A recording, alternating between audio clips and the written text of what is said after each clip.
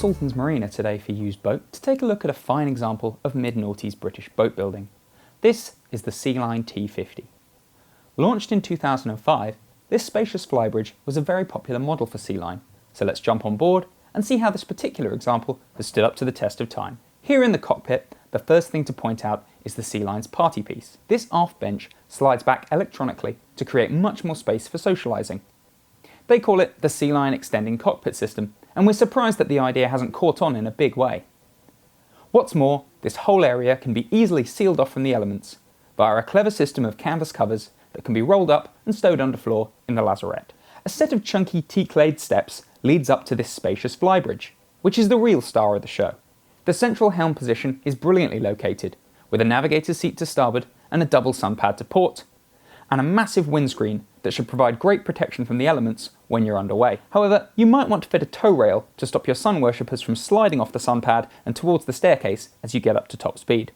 Back aft, there's a wet bar and grill, plus enough room for four to eat in the massive wraparound seating area in comfort.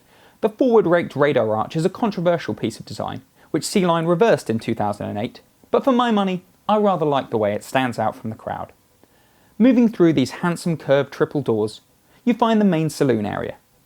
Now this boat features a galley aft layout, which was a little unconventional in 2005, but has become more prevalent in recent times. The main advantage here is that you're much closer to the flybridge stairs for carrying up drinks, and Sealine have even fitted a nifty sandwich hatch for passing up smaller snacks.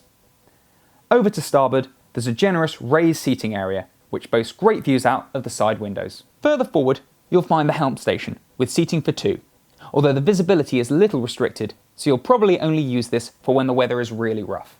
Power comes from a pair of 575 horsepower Volvo Penta D9s, which were by far the most popular choice. The top speed of just under 34 knots is fairly impressive, but the thing that really set this model apart when we tested it against its main rivals in 2006 was its fuel efficiency. We found that this hull is up to 26% more frugal than a Fairline Phantom 50 at 32 knots, making this a great option for owners who like to give it the beans every now and then.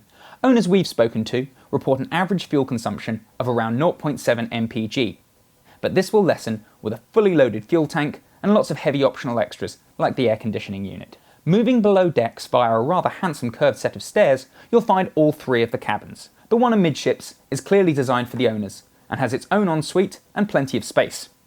In fact, one owner we spoke to uses it as the main treatment room in his floating day spa. Meanwhile, the double up in the bows is finely appointed and also has its own ensuite, so your guests will be perfectly comfortable in there. A grand total of 12 portholes bring plenty of light into all of the cabins, but the one you'll definitely want to give to the kids is the third cabin, over on the port side, which is a rather pinched bunk bed affair. That said, you can fold up the top bunk to give a bit more space when there's just one person sleeping in there.